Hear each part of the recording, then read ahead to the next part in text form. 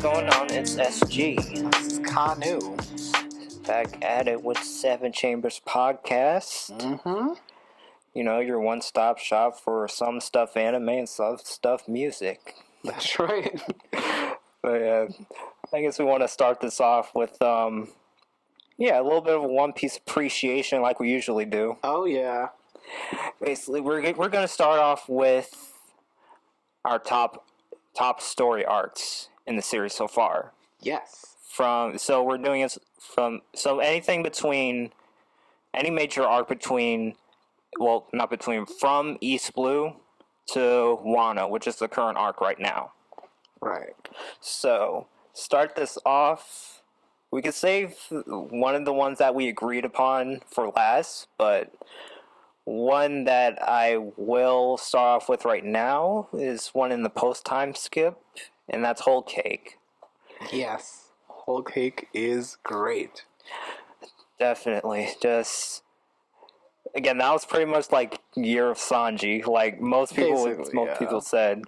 But yeah, that was like one of the main turning points for me as far as his character, because I didn't always like Sanji as a character. See, and that's different for me because Sanji's been my favorite character since East Blue. Okay. I mean, don't get me wrong. I mean, I messed with him heavily, like, back then, but I was more so of a Zoro fan until, like, I don't know, it was before Whole Cake, but I don't know, I had more so of a thing for martial artists versus swordsmen.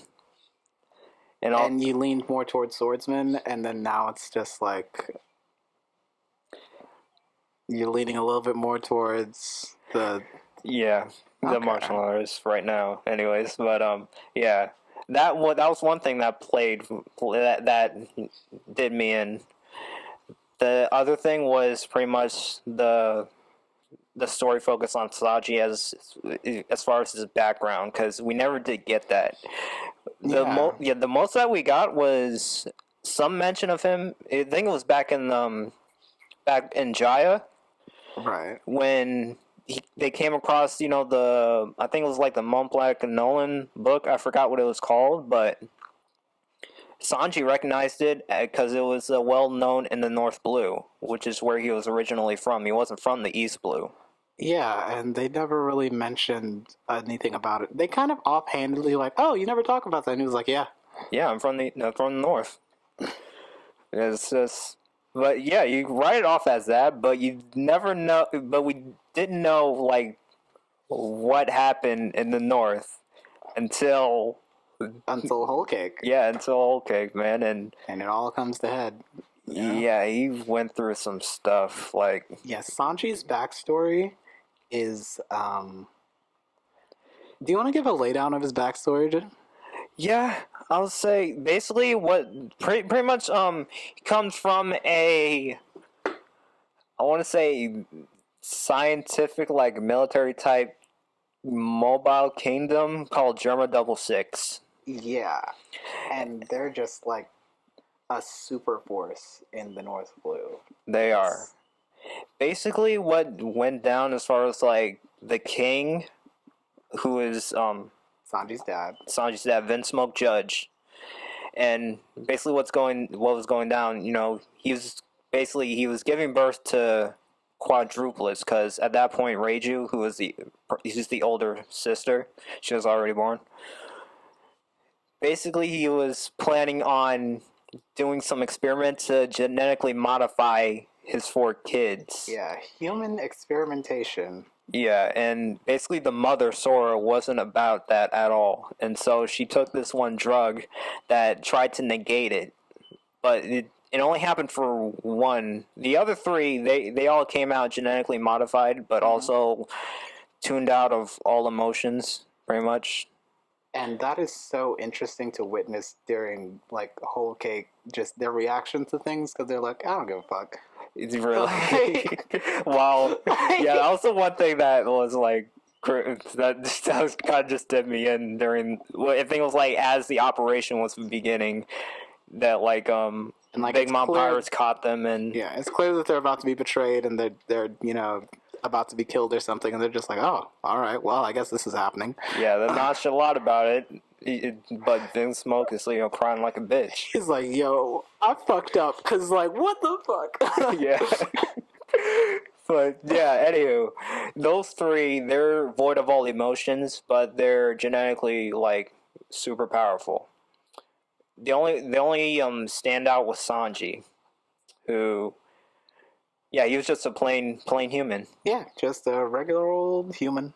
Yeah, and so. Oh, I also love the naming scheme. Sorry. Yeah, go ahead. Yeah, I also love the naming scheme because it's Ichichi, Niji, and Sanji. 1, 2, 3. Yeah, and 4 Yonji. And 4, yeah. Although I don't see how Reiju fits with that. She's, I mean, it's sort of. Did she retain some emotion because she did like, treat Sanji differently than the rest of them. Yeah, and I will always, remember that for sure. Like, because I think that's more so of. I don't know if they outright said it, but I think it's more so like she was born before she was modified. So that's probably what it is. Yeah. Also, just really quick aside, One Piece has top tier women in all of shonen. Like. Yeah, they may all like have similar body types, but it's something that characters. works. They're actual characters, Yeah. Yeah, but, plus the body types do work, though. Back to Whole Cake and Sanji's backstory. Human experimentation. His dad is fucked up because he wants perfect children. He wants them to have no emotions, absolute war machines. And he wants this because basically they're like the Saiyans. Like, they just conquer shit. Yeah, they just board upon their castle ship and just take whatever, region they can. Yeah, and they can do that because of their military might, because of the technology that they have that's so advanced as to, everyone around them. It's just insane.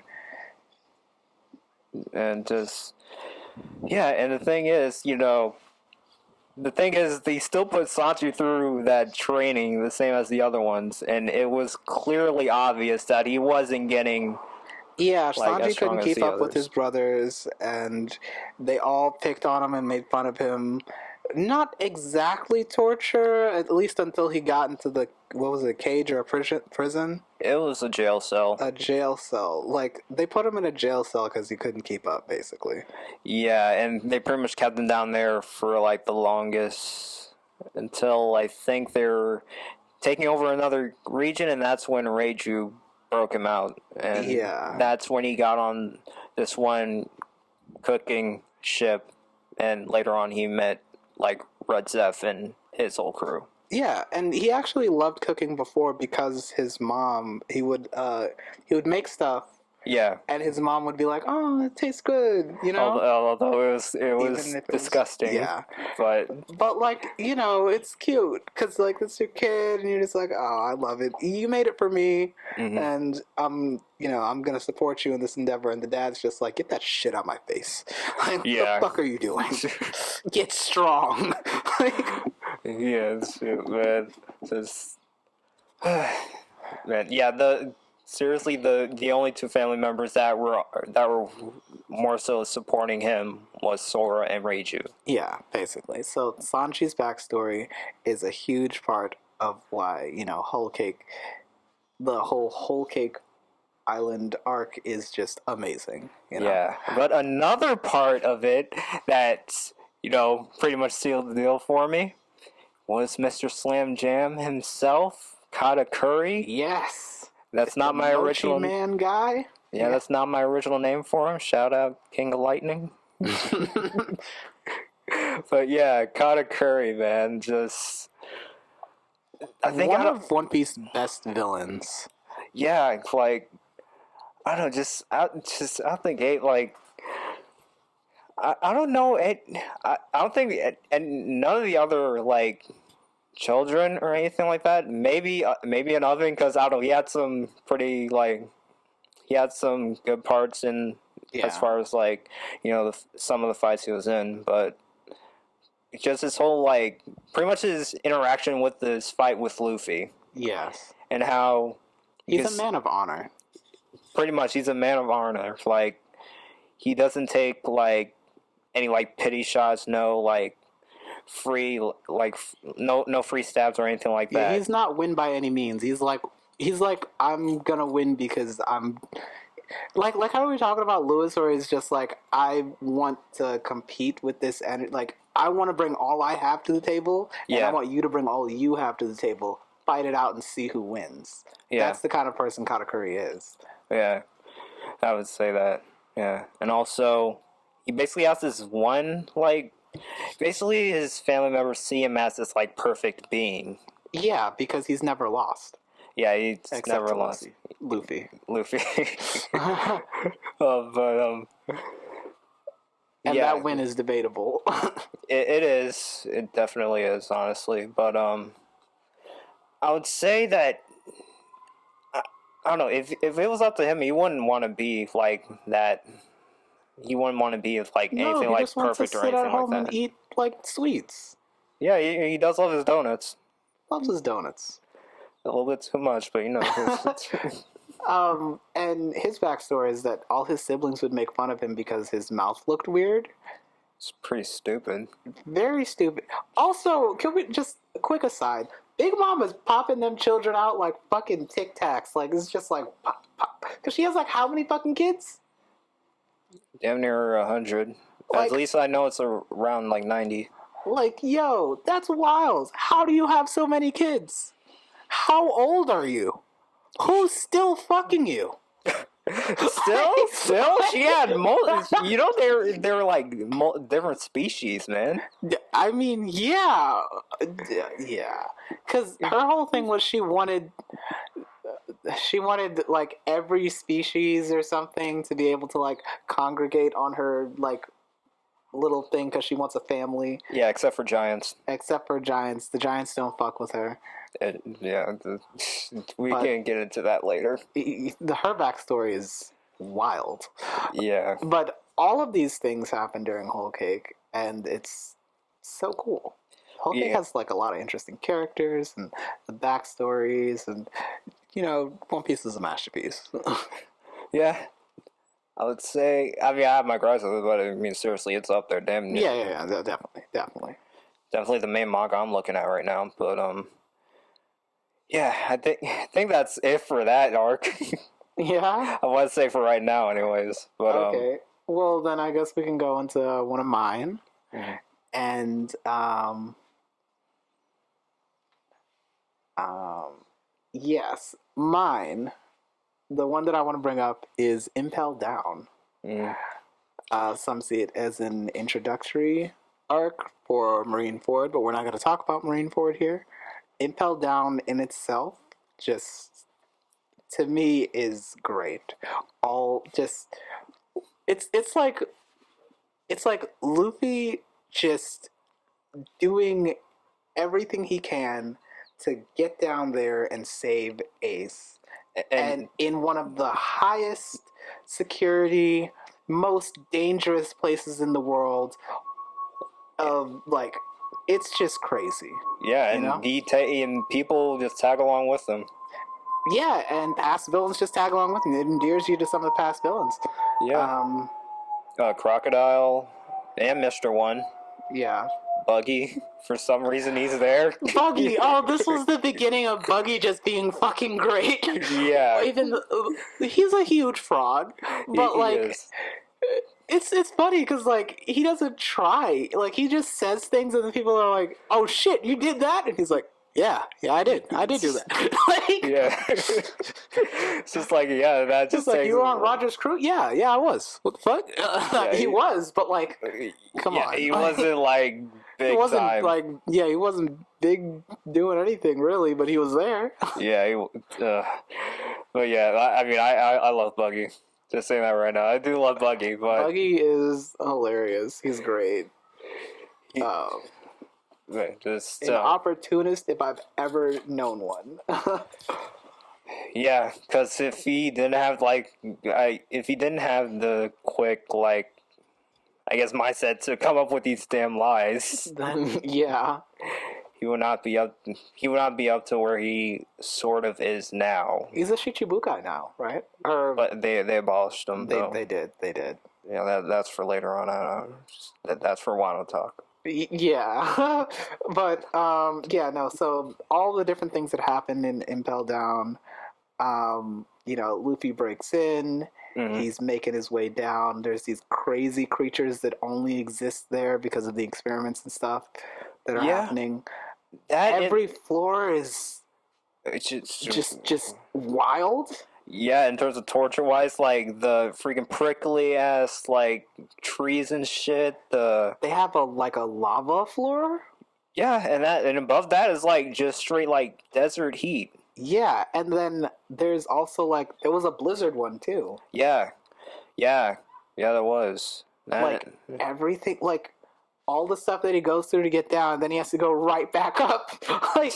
And the warden, he's is he a Logia type? No, he's Paramecia. Really? Yeah, he's Paramecia. He's a poison man. He's a poison man, and I will give him props for being one of the few that actually takes down Luffy. Yeah, honestly, I don't know how anyone could really beat him if they wanted to touch him, because you can see why he was the warden for so long, and because you're gonna fight him, you're gonna die. Like that leads me to question, if Shiryu on par, he's supposed to be on par with him, right?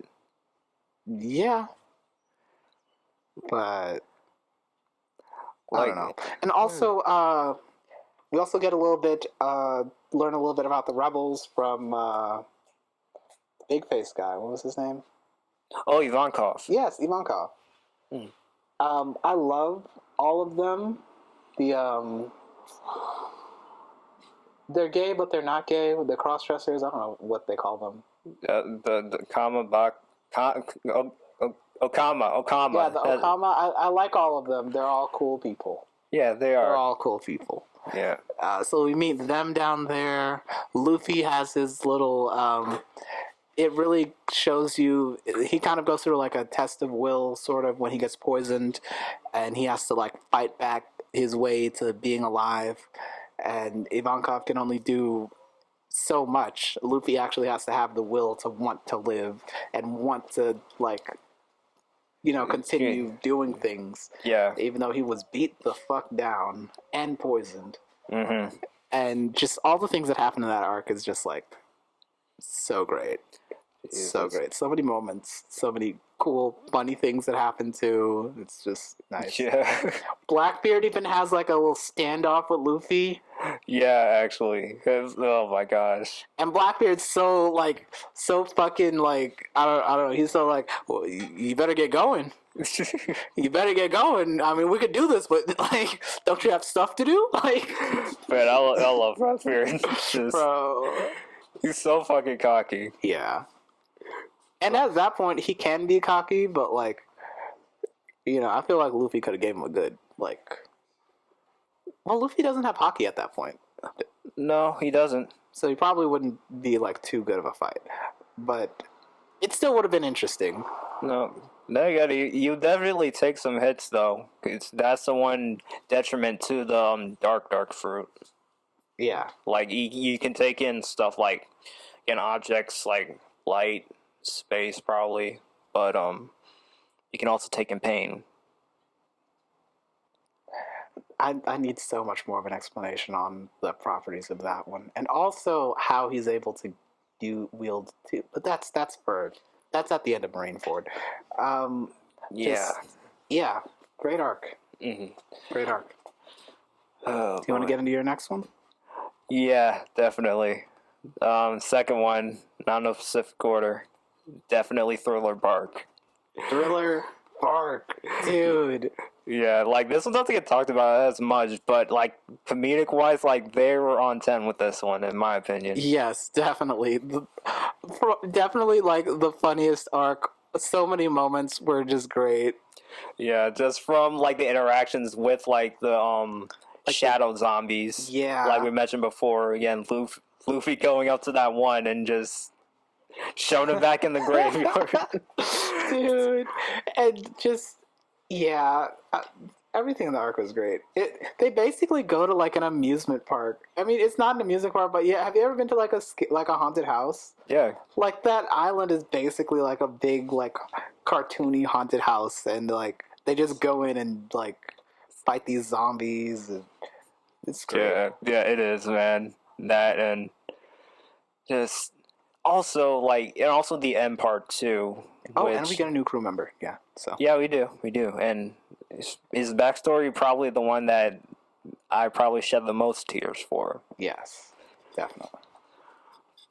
But yeah, that I think was the end of that arc. Yeah, with Kuma, where we get probably one of Zoro's most epic moments there. One of the biggest highlights of One Piece, that moment that everyone's seen on YouTube, that one clip.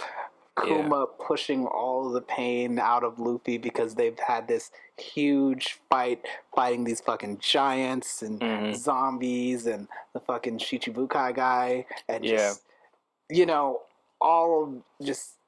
Luffy got fucked up in this fight. Yeah, he did. Although he doesn't They show all it. went through a lot of pain. And Kuma just does his like little bubble thing and he pushes the pain out of Luffy, which saves Luffy's life because I think he was going to die, right? Not entirely die, but he was beaten to an inch of his life. Yeah, he was. So, yeah, he very much, like, all the pain that he took throughout that fight, he took out, and basically he told Zoro, like, if you want your captain to live, like, take his pain. Yeah. He's like, you have to accept this pain. And, yeah, Zoro's like, all right, I'll do it, for my captain. And Sanji's like, nah, fuck that, I'm gonna do it. And then Zoro, like, knocks him out. Because everyone's exhausted at this point. Everyone's, like, really beat up. But specifically, Luffy was, like, the worst, I think. Yeah. And, Kuma was... I forgot why he specifically said that. But Zoro... Or no, Kuma was gonna, like, take Luffy away or do something or Kuma was gonna do something to them, and then Zoro was like, "Don't do that. We're gonna..." or something. Yeah, I think he was gonna just straight up kill him. Yeah, he was probably gonna kill him, and then Zoro was like, "Don't do that." And then Kuma was like, "All right, well, take this pain. If you can accept this pain, I'll leave you guys alone." And Zoro was like, "All right." Yeah, he just stood there and he braced himself because he did take at least a dose of it, and that was crazy. But he took a deep breath and just went in, absorbed all of it. You see blood just like explode inside of him. He's just like standing there taking it like a fucking man. Like, the next thing you know, it's Sanji trying to look for him, and and he sees Zoro all bloodied up and battered, but still fucking standing like a G. Yeah, man, standing there like, probably, I think he was unconscious, right? He was still conscious because he said nothing happened. Oh, yeah. Yeah, everyone woke up at the end, and they asked what happened because he's surrounded by this fucking pool of blood, and everything's crazy. And he's like, yeah, nothing happened. Yeah, but at that point, I think it was only like Sanji, like those two other guys that were about to snitch. Yeah. Yeah, they really wanted to say something about it, but and those two guys, I think those were the only ones that were up, and I think Brook. Probably. Yeah, those were the only ones that were up at that time. But yeah, I Zoro is definitely a G, and honestly, he deserves to be the first crewmate for everything, for that moment in particular that really proves like how down he is for this crew and for Luffy to be leader.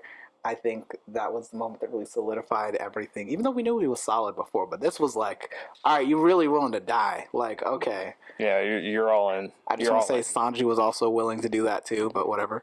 Yeah, he was. But, I mean, I'll give it to Zoro for this one here. Yeah, Zoro got the moment that I think is well deserved. Yeah. But yeah. And see him come out of that, it's like, whoa. Yeah, for sure. So yeah. Other than that, I mean, again, comedic aspects. I can name a good few. One in particular, well, actually two in particular. One, the first one, it would be I think it was when Usopp was fighting Perona. Not like, Yes, I'm starting to remember. Yeah. yeah, I think it was what was it? Crap, I'm forgetting it now. It's the darn, it was the, God, I'm forgetting it now. It was when Perona was in the, what, well, not the bedroom or whatever, but other people they were getting affected by the negativity or Yeah. the Oh negative gosh. Yeah. ghosts Yeah. and all that. Although Usopp wasn't affected by it, and that's because he thinks negatively all the damn All time. the time. Like everyone, like her power is like when she shoots you and you like get depressed or something. Yeah, you pretty much get. Yeah, let's say it's depression because negative thoughts. Yeah, you have lead to negative that. thoughts. And then, like, she shoots Usopp and nothing happens. And she's just like, well, hold on, how are you immune? He's like, I'm like this all the time. It's just like, oh shit, he's actually a match for her. I love that part because it's like, damn. Yeah. It's like, you cowardly bitch. I guess it worked. Like, Yeah, and he's over here like I just remembered the part actually.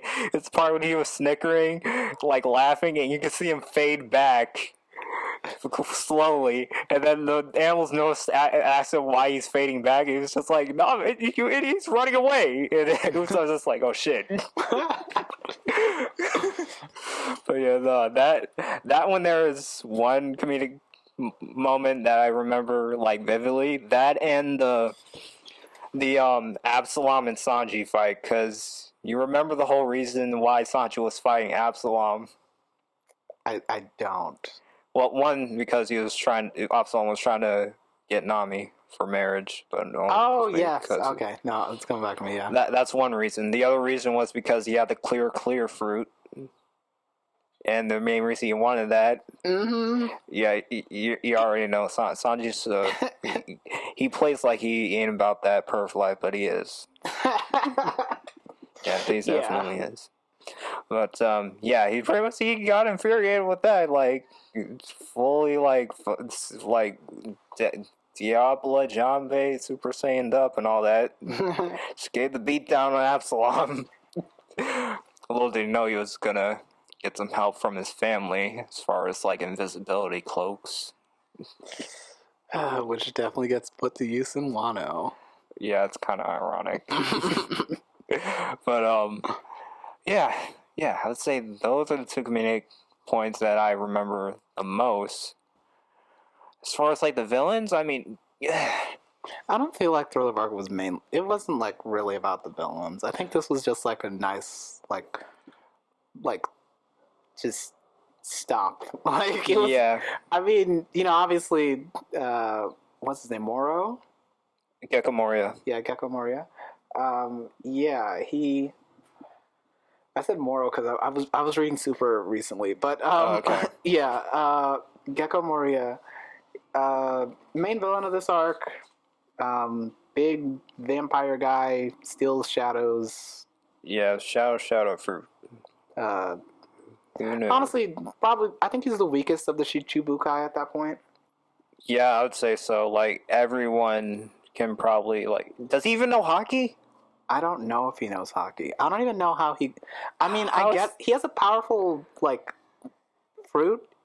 He has a powerful power in that like he can basically have like a super army. Like, and he can make one very easily, but it's and just for like if you just deck him one good time, like yeah, that'll do him in pretty much. Yeah, which is why like most like aside from I think maybe a crocodile, but he isn't part of the Shichibukai anymore. No, not at that point either. Even then, like most of the other ones know hockey and are probably pretty mobile compared to Gecko Moria. Yeah. Honestly, and I think Crocodile had the lowest bounty at that point too. Yeah, Yeah, I think so. But he was stronger than. So bounty is so interesting. Well, this is going to be a tangent. The bounty system is so weird because like you can have a really high bounty, but then also be really weak. But then you could have like a really low bounty and then be fucking powerful. But like a bounty is really just like how much the government wants you. Yeah, yeah, no, like that's it's a gauge for like how important you are, or how strong you are, but it's not like a power level, you know. Yeah, no, it's I wouldn't say it's anything like that. Again, It's not Bucky like is it's not standing on power or anything. yeah, Bucky is a clear example Yeah. because again, he's probably got like again, he's a Shichibukai. So he's probably up there, probably over like a billion or something. Or, Yeah. I don't know how many. I wouldn't say a billion. Maybe a million. Maybe like 2-3 million. Because Crocodile was like 7. Wasn't he like 7 million at that point? Shit, in Alabasta? In Alabasta? Shit. I don't think they gave him. Did they give him his bounty in that arc? I don't know. In for some reason in my memory, I'm remembering he was about 7 million, and the rest of them were like above 10. That's weird. I mean, they got in like they joined the Shichibukai pretty like early, and they're like pirate like. Well, the thing is, the Shichibukai, like they're high standing and all very powerful. There's like 7 of them, but they're all pale in comparison to the warlords, to Big Mom, to Kaido. Oh, Yonko. The Yonko. Well, yeah, no, that's a given. So it's like unless you're Mihawk. Unless you're Mihawk, yeah. But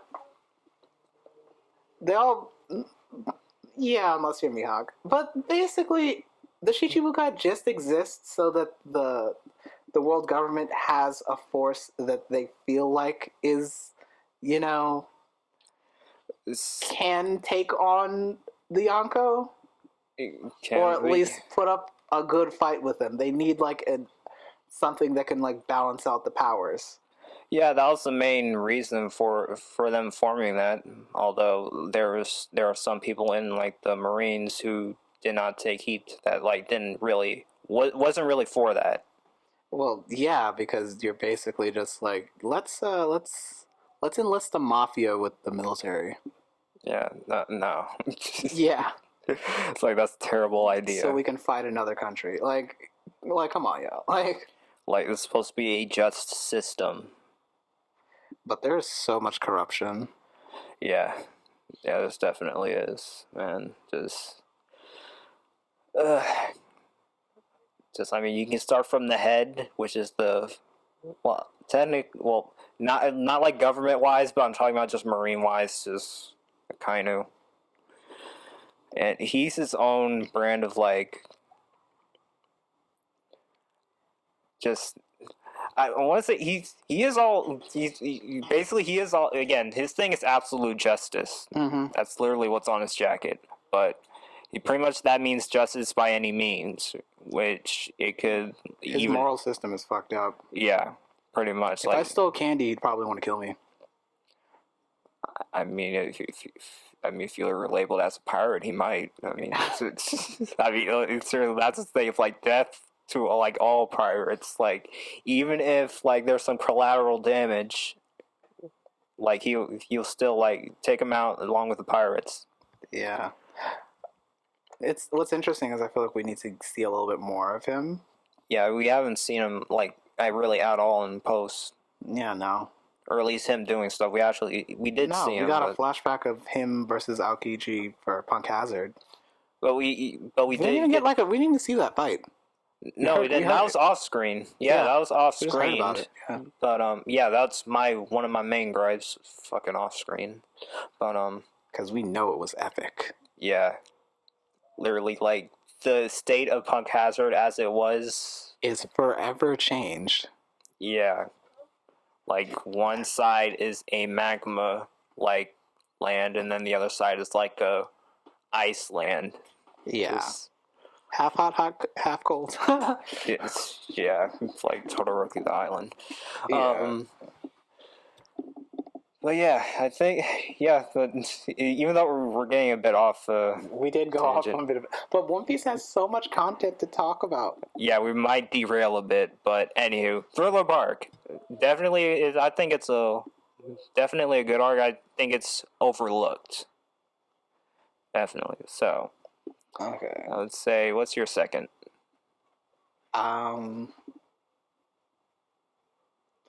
What's my second? Did we talk about Dressrosa? No. So I really like Dressrosa. Yeah, the longest arc. Longest arc. Although it is about to be showed up by Wano. Yeah. I'll keep it quick, even though it's the longest arc. I like Doflamingo. His backstory. He's a dick. Always been a dick. Yeah. But, I like fucked up villains. I don't know. I mean, yeah. I agree. And also his power is really interesting because, he has the strings that I think are a very interesting power because he can do so much with them. Yeah, and the strings themselves, I want to know how he got them to that type of, I want to say consistency to where, like, it would, like, you're not going to be cutting that shit. Yeah, no. Even with hockey. Yeah, no. Like, you see people try. Yeah. So, yeah, I mainly like Dressrosa because of Doflamingo, although I do love everything that happens in that arc. Even with the little fairy people, they're like one of my favorite part. The story with the Tontatus? Yeah, they're really cool. I like the story with the puppets and the main king guy. Well, okay, the king himself, I think. Yeah, the king himself, Doflamingo controlled him to kill the citizens and make him seem crazy so Doflamingo could take over with his group. Yeah. And, fool all the citizens into thinking Doflamingo is, like, a really cool guy, even though he's, like, really bad. And, the one power that has the toys who are actually people. Yeah, but, the memories of their loved ones were stolen from them, and now they're just like toys that no one really technically never existed, but they exist. It's so interesting. It is. It really is, man. And it leaves for some tear-jerking moments when they finally go back into human form. Yeah, and then people remember and they're like, "Oh my gosh, my husband, my father, my sister." Oh, yeah. Yeah.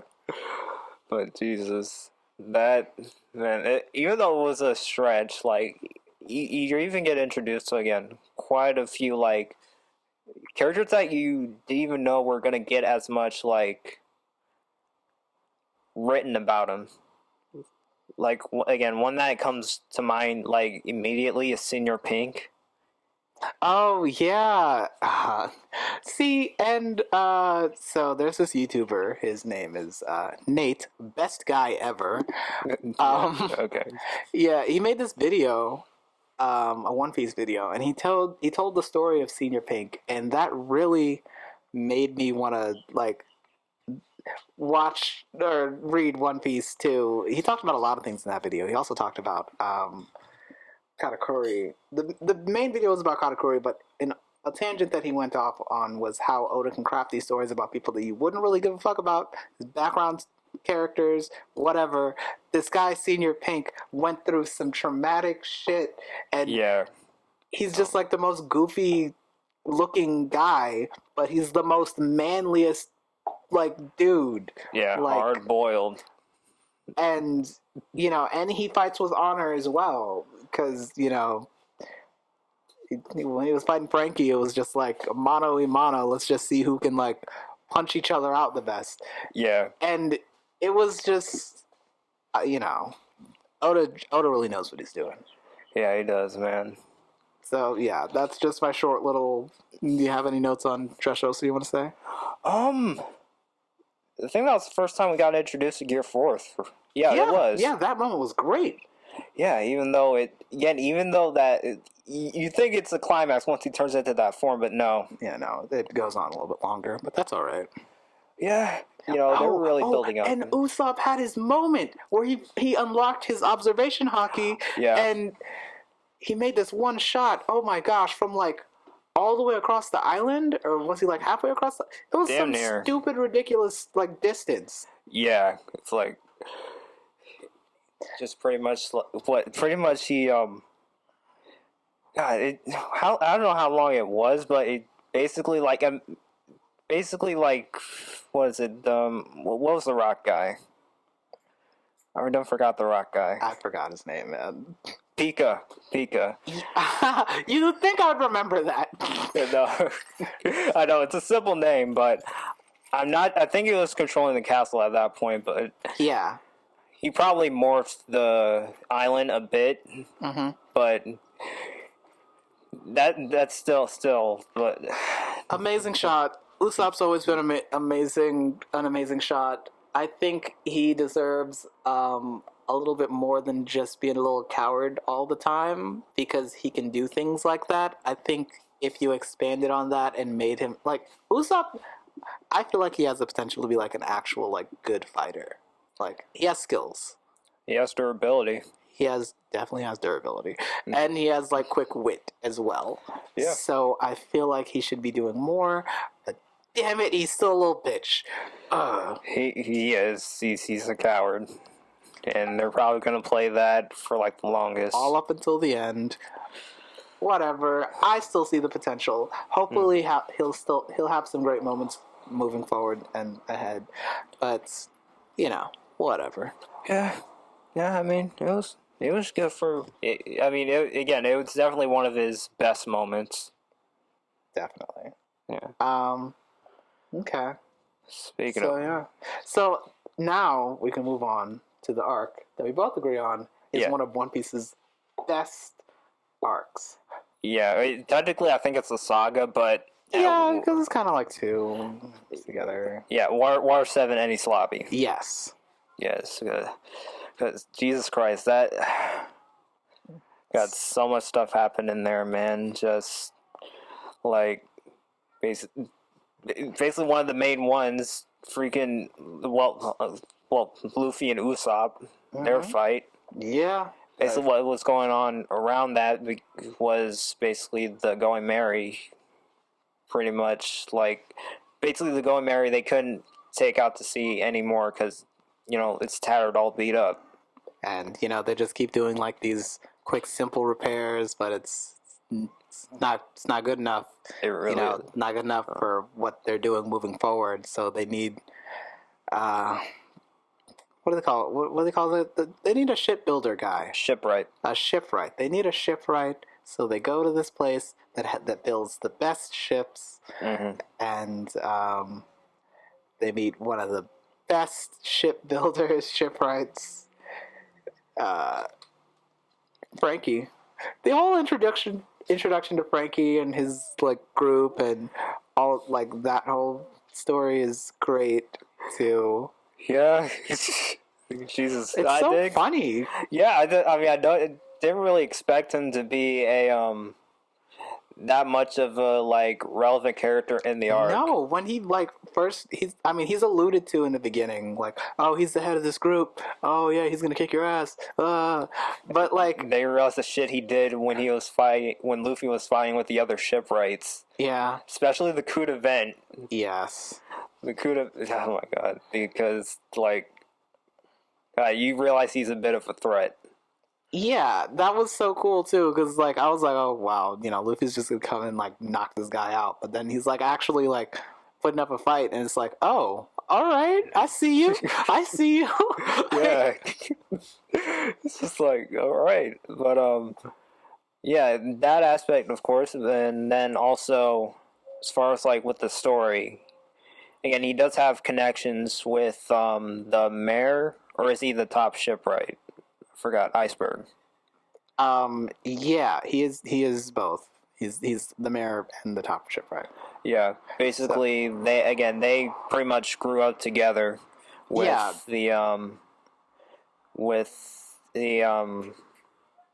Fishman. He's a fishman who was on Roger's crew, who was Roger's shipwright. Yeah. He built the Oro Jackson. Yeah. So yeah, his name what was his name? Tom. That's his name. Tom. It's like why I was thinking so hard about that. I'm terrible with names. I just remember the guy that did the thing. I'm surprised I remember him. But yeah, so they came up under Tom, and they're both and Tom built Gold Roger's ship. Yeah. So, they're both amazing shipwrights. Yeah, and done a lot for the city of Water 7. Yeah, and Frankie's basically underground, and, obviously Iceberg is at the top in the face of everyone. Yeah. Just, being great. And, Luffy and the crew, they get framed for attacking the mayor, which obviously didn't happen, which leads into what happens at Enislavi. Robin, is it CP9? Yeah, CP9 is what they were.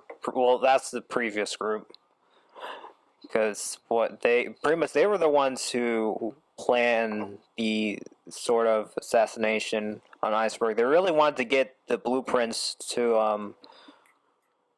what was it, Pluton, or was that the one in Alabasta? That was the one in Alabasta, I think. But, an ancient war machine thing. Yeah, and one of the ancient weapons. Yeah, so they wanted the blueprints to that. Frankie has it. Yeah, Frankie has it. They think Iceberg has it, so that's why they pretty much went all out this way to, mess with this dude. Yeah, they knew Tom would entrust it to one of his apprentices. Yeah. So, yeah, and Frankie didn't exist at that point, right? They erased... They thought he was dead. They thought he was dead. Because the whole train thing happened, around... Well, when Tom was going to his execution, because him building the Oro Jackson, that came back to bite him in the ass. Yeah, which is some fuck shit. But, I mean, the government, called for it, right? Because everyone at Water 7 was they loved Tom. Yeah, they loved him until they find out he built the ship for the King of the Pirates. Which, that, in of itself, is, some kind of, correlation with the king, which doesn't make too much of... Well, I guess that sort of makes sense, but it's, the same thing with the... I guess it's sort of the same thing with the gun. You're... So you're more so blaming, you don't blame, the actual shooter, you blame the manufacturer, which I think is fucked up. I don't think you should blame the manufacturer. I made this thing. Yeah, okay. But how you choose to use it is your... It's your responsibility and your thing. If I'm driving my car and I hit someone with the car, it's my fault. It's not Kia's fault. No. But yeah, pretty much that all went back to bite him. So he had to go to, basically, get his execution. And Frankie was like, nah, fuck that. So he was standing on the tracks. Obviously, he didn't stop a whole fucking train. He got fucked up. And he was human till that point. And then after that point, Frankie's so badass, he made himself into a cyborg. Which I want to know how that went down. We're allowed to have a little suspension of disbelief. I'll buy it. I guess it's just my logic talking. I don't know how he worked on his hands, but the funny thing is, the funniest part about him being a cyborg is it's only his front half. At least at that point. Yeah, no, because he mentioned it himself. His backside is his weak spot. Yeah, because he couldn't reach around to do his back. So. No. Yeah. As long as nobody notices, it's fine. Yeah, but that's also part of One Piece is just that goofy aspect of you're a cyborg, but really, yeah, just in the front. That's weird, but all right. Yeah. Man has a fucking a mini fridge in his stomach. Yeah, for his cola, because that's what he uses to fuel up. Yeah, which is so interesting. So all of Water 7 it also introduces you to interesting modes of transportation, and the sea train. Yeah, it's not just the sea train. Like on the actual islands. Are you talking about the swimming? Yeah, the swimming things. That was cool for me. Yeah, we don't know the names of them. Sorry. No, yeah. Listen, names aren't a priority for me. I don't know. I just know them. Yeah, but everything about Water 7 I really liked. And leading into the Enislavi stuff, which is like the climax.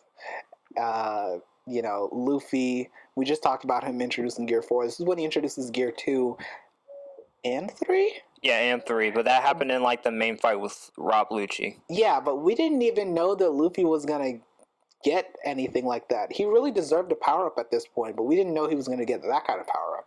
No, he's like there was no like. And he just pulled that out of his ass. He was like, "All right, I gotta get faster." There was no. Let's be real. There was no setup to like him getting that power. Yeah, no training arc. No, he was just like, "I need to do this thing." You know what? I'm gonna try this, and then he does it, and it's cool. Yeah, don't get me wrong, I enjoyed it. Yeah, I don't care for build up at that. It's weird because normally I would say, hey, let's lead into this. Did you pull that out of your ass? But he didn't. It just felt like a natural thing because Luffy is just that like bombastic and crazy. He'll think of something on the spot and do it, and I think that's cool. He comes up with the name himself, Gear 2. Yeah, which is basically Rob Lucci calls it doping. It kind of is. Yeah, I would say so. It's giving him his own kind of like steroid type shit. But he needed that to keep up with them because they're like at the pinnacle of, their shit. So yeah. So he has to find some way to combat with them. But yeah, although Gear 3rd, it's okay as an ability, but Gear 2nd's like really cool to me. Yeah, it's better in my opinion. Yeah, definitely in my opinion, Gear 2nd is better. But Gear 3rd, he just makes useful. He pretty much inflates himself like any part of his body to like ginormous size. He can basically like inflate his fist to like 100 times the size and punch you with it. And you would think it's filled with air, so it's not gonna it'll be like hitting a balloon. But no, for some reason, the shit hits like a car. Like it's just heavy. And I just realized why it was that because that's his bone. He blew into his bone, I think. Really? Yeah, because I think he said himself. He blows into his bone, in which case he goes up to that like ginormous size. That's why it's able to do the damage it does. Yeah, but then the drawback from that is like when he deflates, he gets super small, and that's you kind of get to see like a little chibi Luffy. It's kind of cute. Yeah. That's back when he had that setback. Yeah, but and we get like an amazing like fight with giants and stuff, and I talked about security at Impel Down, but at Enislavi, it's just a horde of what do you call it? Like just soldiers, Marines, and those two giants, like you said, and those two giants, but they switched sides. So. Yeah, they did. So it's all good stuff. Like really cool fights. It's pretty fast. Like they don't bog you down with a bunch of dialogue. Like things just kind of happen. Yeah. And we get that iconic scene of everyone standing on the wall, standing up for Robin. Yeah. And it's like this is at the point where Luffy declares himself an enemy to the government. He shoots down the flag. Well, Sogeking shoots down the flag. Usopp shoots down the flag by Luffy's order, but we all know it's Usopp. But at this point, Luffy doesn't really know. Does he know? He doesn't know. Pretending? No, I mean, we know he's pretty dense. Yeah, but obviously Luffy and Usopp had their little fight, and Usopp still wants to help out and be a part of the crew, and he cares about Robin, so he joins in on the fight as Sogeking. Yeah. And fast forward to the scene they're on the thing. Was someone's, I forgot the guy's name, but he's like yeah, we're gonna take Robin, blah blah blah, and if you want to get her, you're gonna be an enemy of the government. And Luffy's like, all right, fuck that, shoot down the flag. And not even a second, Men's already like pulled back. Yep. And it's like, oh, he did that. He just declared war on the entire world. And Luffy's like, I don't give a fuck. Give me my friend. All right, Robin, you're coming home with us. Like, exactly. I love that about Luffy. Yeah. Also, I love that about the whole crew. Like, they are down for each other no matter what. Yeah, they are. I think the dude's name is Spandam, the guy that you mentioned before. Yeah. Yeah, that was his name. Yeah, he's probably one of the biggest dirtbags in the series. I just remember him being really annoying and I didn't like him. Yeah, you're not supposed to. I mean, you're not supposed, but you can endear yourself to a villain. True. But he was just, Yeah, no. He literally, he had no strength to back up for it. His own, like, weapon had a devil fruit. Yeah, the freaking elephant sword. Or sword elephant, whichever one it was. No, wait, no, it was a sword. It was elephant sword. Basically, the sword ate a devil fruit. Because, objects can consume devil fruits because Vegapunk. A lot of interesting things. Is that like a foreshadow to the Punk Hazard stuff? I think. Like, low-key it is, because where would they get the technology to do that? It would have to come from that guy. Yeah, it have to come from Vegapunk. He's the main one who's basically like able to. He was foreshadowed for a long time in the manga before we actually saw him. Yeah, and we still haven't. Well, and we've been given like info about him, like what he's done, but nothing as far as like But yeah, no. Nothing as far as like an appearance. Yeah, no, yeah, yeah. I'm still thinking. It's still. One Piece is great. It is, man. Talking about it now, there still is a lot of stuff that needs to be like resolved. Yeah, definitely. So many details, but I'm excited to just continue on with what's happening and just getting the main points out of the way. And I don't know, if we ever eventually get to revisit some of these areas, maybe in a side story or maybe in like some of the covers, because he does the cover stories. The cover stories, that's cool too. But all in all, One Piece is just great. Our favorite arcs, and all of them are great. All of them have so much detail. All of them are really cool, really interesting. You guys should read One Piece. Read One Piece. This is the Read One Piece episode. Yes, read it definitely, because you see how long we've talked about this. Yeah, like we had a whole music section that we had a whole music topic that we were going to talk about, but this just became the One Piece episode because it's so dense and so great.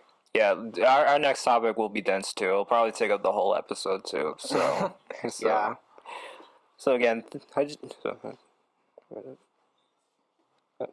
okay. So anywho, thanks again for watching. Again, if you want to, see more, you know what to do. Check on YouTube. What else? We're on YouTube. We're on SoundCloud. We're on Apple Music. We're on Spotify. We're everywhere that you listen to podcasts. Like, comment, subscribe. Yeah, even though I've been on this for a minute, I still don't know all the streaming services. That's this guy. Yeah, I'm gonna remember him though. Yeah, and shit. What was I gonna say? Like we've just been saying every episode, just comments, definitely join in the conversation. We want to hear from you guys. If you have any dissenting opinions about some of the stuff we say, that's welcome too. There's a dislike button for a reason. Yeah. You ain't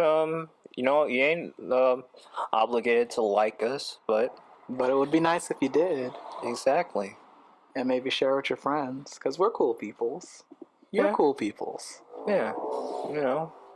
We can, share some opinions about some stuff. Definitely. All right. Well, it's Kanu. And SG.